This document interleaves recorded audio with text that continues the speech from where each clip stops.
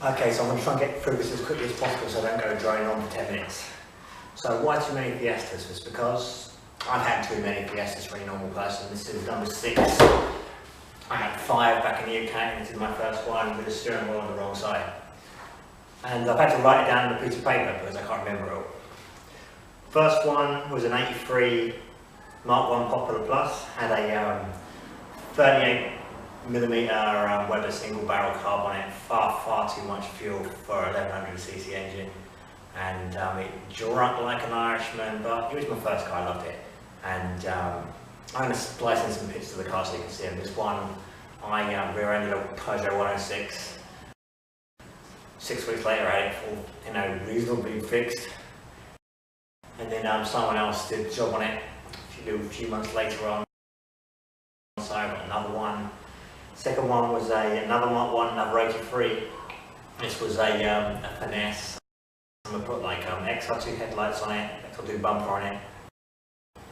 And had the interior out of a gear that was covered in far too many oily fingerprints. And after that one, there was my first Mark 2. It was 1 litre, 957cc of mayhem. It was a bonus 2, full of rusty holes when I got it. Got a lot of it welded up, although as we found out later on, the welding wasn't done properly by the place that did it, so that one did have to go. Had a gear interior from Mark 1, apart from the dash because it doesn't fit. Had the festival centre console that I managed to grab hold of, so I could have the stereo down there and free up space for dials and stuff, where the radio is supposed to go. But I sorted that one out for a Mini, and that was a bit of a mistake. Mini didn't last very long. Looks like I forgot to write one of the cars down on my piece of paper. I also had a 1989 Mark II gear that eventually succumbed to the tin worm in the inner wheel arches. But before that, we fitted basically every single part we could squeeze into it from an XR2. It had XR2 suspension, XR2 wheels, XR2 brakes, XR2 interior, engine.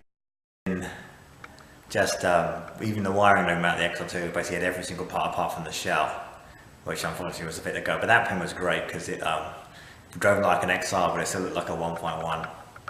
And a little while later I was back in my XR2, which was probably my favourite one. That's one I did most of the work. I had it for a couple of years. And it had like a K&N air filter on it, K&N breather filter, pipe pulley, Kent CB822 high-lift camshaft, Sportex 4-branch manifold, Sportex 3-inch exhaust, and had the festival console in it again. Escort RS Turbo Recaro seats.